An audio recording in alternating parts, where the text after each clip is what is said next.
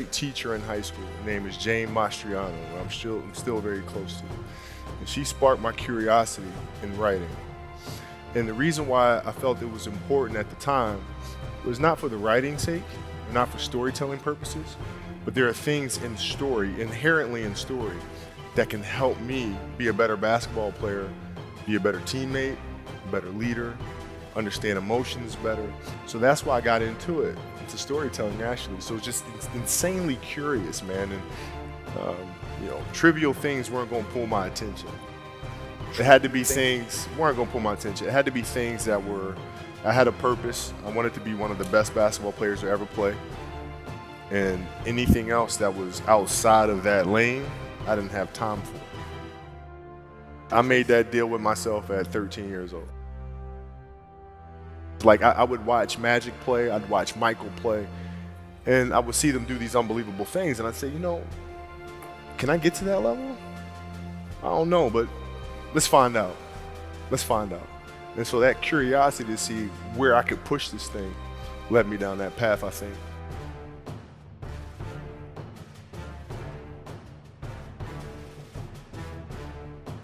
Basketball for me was the most important thing. So everything I saw, whether it was TV shows, whether it was books I read, people I talked to, everything was done to try to learn how to become a better basketball player. Everything. And so when you have that point of view, then literally the world becomes your library to help you to become better at your craft.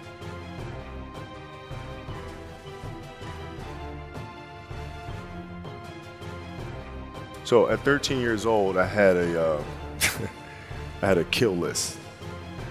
And so, they used to do these rankings. It was Street and Smith basketball rankings. And I was nowhere to be found because I was like 6'4", scrawny, like 160 pounds soaking wet. So I was like 57 on the list. And so I would look at 56, 55, all the way up to number 1, who these players are, what club teams they played for. So when we go on an AAU travel circuit, I got to hunt them down, right? And so that became my mission in high school, is to check off every other person, all those 56 other names, hunt them down and knock them down.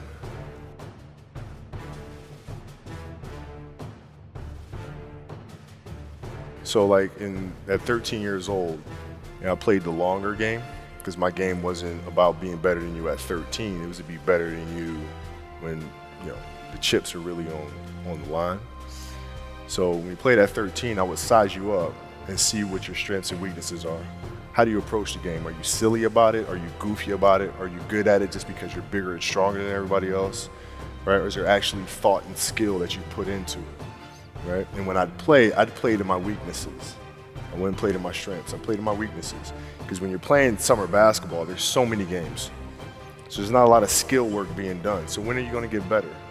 Right? When you're playing in competition situations, you're only playing to your strengths. Why? Because you want to win. Right? So what I would do, I was work on the things during those games that I was weak at. Left hand, pull-up jump shot, post game. Right? So I have a strategy. And so then fast forward to when I'm 17 and my game is completely well-rounded, and that player at 13 that I saw at 13 is still doing the same shit at 17, now you got a problem. I see a lot of players take vacations with other players that are close friends. And or just take vacations just to take vacations, or just hang out just to hang out. Like I never did that, because when I retire, I didn't want to have to say, I wish I would have done more. I don't want that. At the time, I deal with what I've referred to as Goat Mountain. I went to Goat Mountain and I talked to Magic, Michael, Bird, Hakeem Olajuwon, Jerry West, Oscar Robinson, Bill Russell. So I would talk to them. What did you do?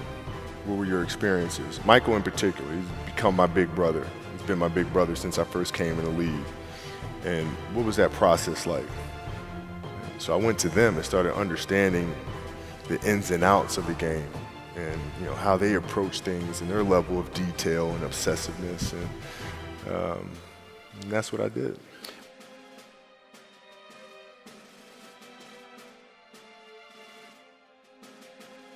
When I was in high school, and I used to work out with the 76ers. I used to ask them, what's it like to guard Mike? Mike, you mean Black Jesus? I'm like, what the fuck? Black who? Oh, we call him Black Jesus. Or you can call him Black Cat. I'm like, I'm gonna call him fucking Mike. That's his fucking name. So the level of fear that he inspired in others was insane. Wow. And I would tell him, I said, when I face him, we're gonna go at it. He says, oh, you don't wanna do that. I'm like, what? Man, you don't know me, man. And so when we matched up, I think he understood that. And when I was 18, my first year, he got the best of me a bunch of times. I was right there the next play. You're not intimidating me, yeah. I'm not going anywhere. And I think he saw that level of respect, because I think he was the same way at 18 years old. And that common bond is what I think where our connection was built.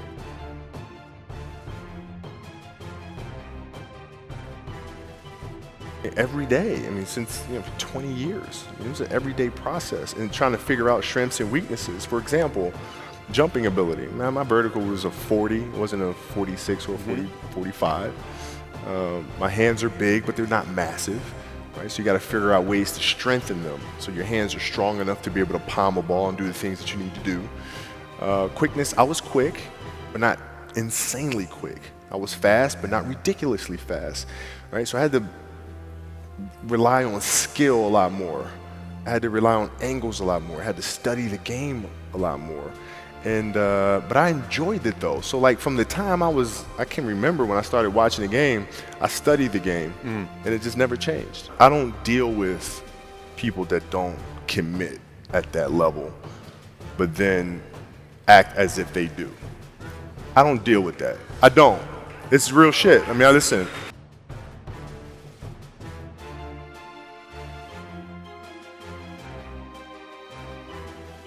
The game itself it's a complicated answer. So there are very tactical things in terms of footwork and geometry of the court. So you're looking at the court, and looking at the 45-degree angles that the court is shaped in and how it needs to operate. That's one component to it. So looking at spots on the floor where you can increase your efficiency, right? You can be on the wing, but there's a certain spot on the wing that improves your angle to drive to the basket, right? So that sort of stuff. Footwork of the opposition, looking at the emotion of the opposition, their tendencies, their weaknesses, and all that stuff. Understanding the momentum of the game, how to create momentum shifts, where momentum shifts come from, all this sort of stuff. And then studying outside of that, right? Looking at different industries, looking at conductors, looking at writers, looking at actors and how they get into character, and then how do they keep themselves in that mental space. So looking at different industries, looking at nature itself, and learning from that and how you can incorporate that into the game.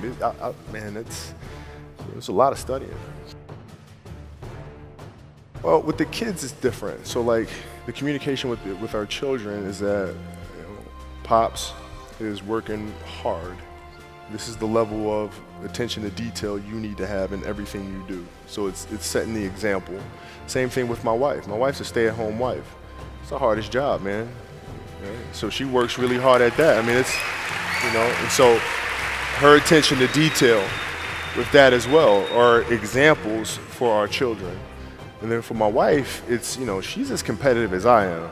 She's just like, listen, man, if you're gonna be out here training 8 hours a day, if you're gonna spend 9 months out of the year away from your family, you better fucking win the championship. What are we doing this for?